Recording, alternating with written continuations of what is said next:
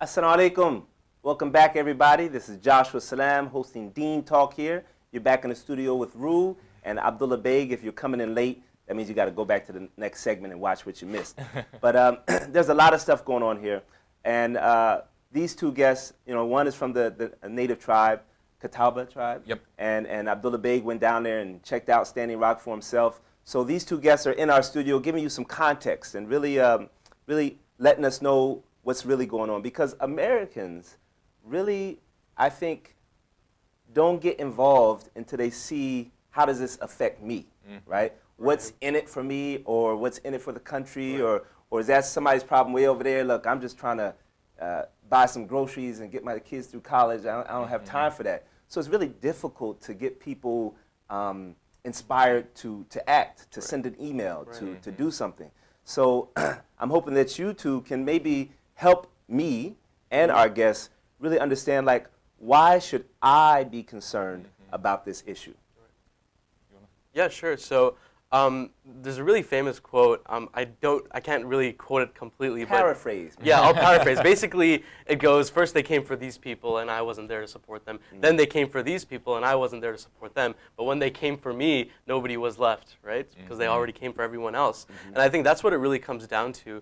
In 1851, there was the treaty, the Fort Laramie Treaty, which basically the United States government and 8 other tribes basically signed a treaty saying that, this is all Native American land, right?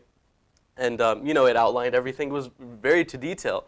And since 1851, through eminent domain, much of this land has been bought. Different pockets of these land have been bought or have been taken over by the United States government itself. It hasn't really been honored at all. And actually, that's pretty much why DAPL has been able to do what they're doing right now, Energy Transfer Partners, is because they've been buying small pockets, small tracts of land, and been claiming eminent domain on much of this land. So technically, it is actually Native American land that has not been honored via the treaty from 1851. But that's why people really need to understand this and really need to be critical about what they're reading on the internet, because obviously the level, I guess the balance of resources is far more on the side of Energy Transfer Partners and the United States government. So chances are the kind of things that you'll see on the internet when you type in Standing Rock news or situation is you'll find biased news that's against the no DAPL people, the no DAPL protesters, or the water protectors. So you really have to have a critical mind when you're approaching this issue. But you say that in passing. You got to have a critical mind to I mean, I'm still looking for that one piece. Like, how can you? Because right now it is on the media, for good or for bad. I mean, accurate or inaccurate, it's there. Yeah. So you have people's attention for a little bit, because the Super Bowl's coming up, NBA things going into their All-Star break soon or whatever.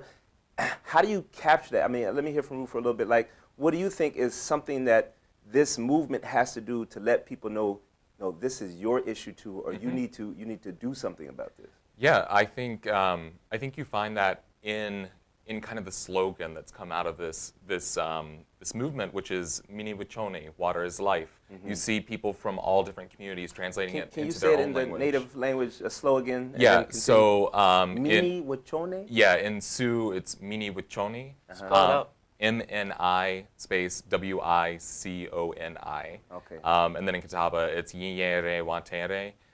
So that's been part of it, is indigenous people all over translating it, because this is a universal concept, not just to indigenous communities, but to all sorts of communities. Even in science, right? Water is literally life. Right. It's in the Quran. Right. Yeah. If we don't have water, how can we live?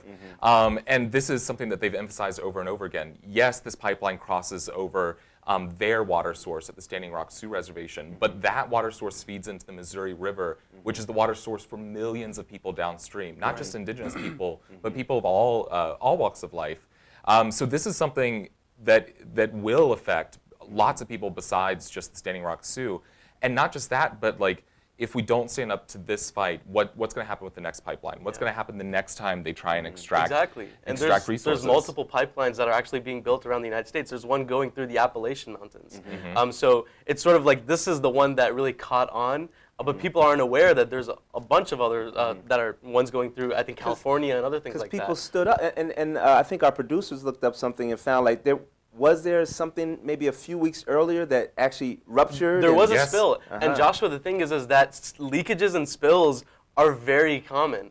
And the thing is that whenever these spills or leaks happen, these pipeline companies, they get major payouts from the insurance companies too. It's in their best interest to do something like this. And on top of Wait, that, what are you saying, Abdul? What are you saying, Abdul? It's in their best interest to what? it's in their best Are you saying interest they've set their for house on fire so they can get insurance money? pretty much, yeah. Okay. Yeah, it's all a big game, really, and that's how you have to see it. And it's actually running right under that river. And if it were to leak, it would leak right into that water supply.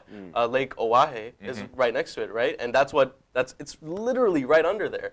And it's very, very, it could very well happen. It's very likely. So I want to, before we get, we're going to jump back into Standing Rock and your visit there and what you guys know and the people there and things like that. But I have a question before that on this water is life issue, because you brought that up. And I brought up the question, like, how do we make it real for our viewers? And you said water is life. So how do you recommend a campaign tying in? Because we did, it was all over the media. Was it Shell or somebody, this big thing that happened in the ocean, and then you had like fish ending up on shore, like all covered in oil. I remember seeing something somewhere in the United States where they could turn on their faucet and light a match, and the water would catch on fire. Yeah, lots of I'm communities. sure firefighters have an issue with that, right? and then you had the thing in Flint, Michigan. Yeah. And then, of course, around the world, there's the main issue. All of my friends that work with charities is like, clean water is an issue for the rest of the world. SubhanAllah, it's really interesting you're bringing that up, because I'm sorry to cut you off, but you see it happening whenever you really want to cripple like a minority group or a less disenfranchised group. You see it happening in Palestine. The first thing that Israel did to the Palestinians was that they cut off the water supply in Gaza. You saw it happening in Syria. It's happening in Flint, Michigan, where they don't care. And that's the one thing that they try to cripple someone by, is like you kill someone's life when you kill off their water supply. So coming from a people that have a long-term memory versus if Americans have 2-week memory, my memory is even less. And I have friends that can confirm that my memory is very short. Yeah. What do you say about this? Like, how do we help extend the memory of Americans to say, hey, this is a real issue for you. Water is life. So, I'm kind of a popular historian and educator, and so that's what I care about, is giving people context, because the history in the United States of indigenous peoples is never talked about except from the point of view of the United States. And so I really quickly want to go back to, because I think that giving this context helps understand what's happening right now. I'm going to go back to what you were saying about the Treaty of Fort Laramie. There was one in 1851, but then in 1868 there was another one in which the United States once again reaffirmed that this land, as long as grass grows green, and the sky is blue, that this land will never be taken away from the Oceti-Sakowin. Within 7 years of that, 1864, General Custer is sent on a mission into the Sacred Black Hills, which were part of this treaty land.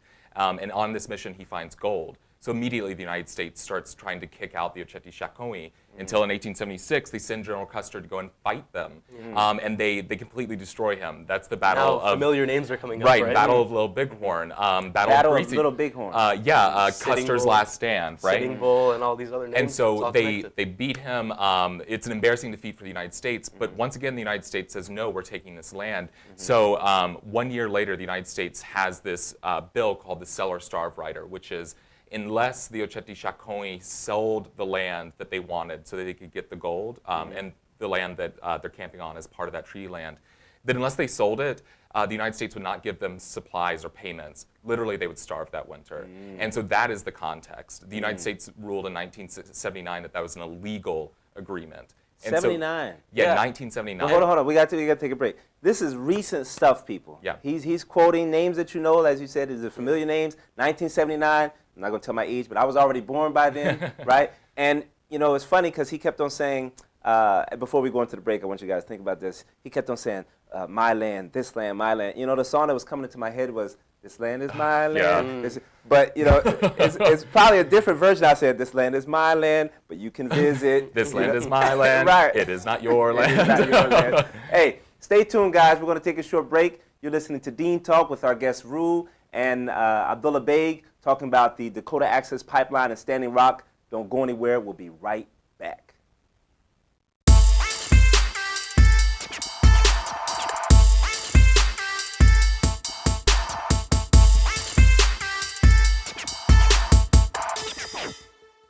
This Deen TV video was made possible in part by Islamic Relief, working together for a better world, and by Guidance Residential, the #1 Islamic home financer in the U.S.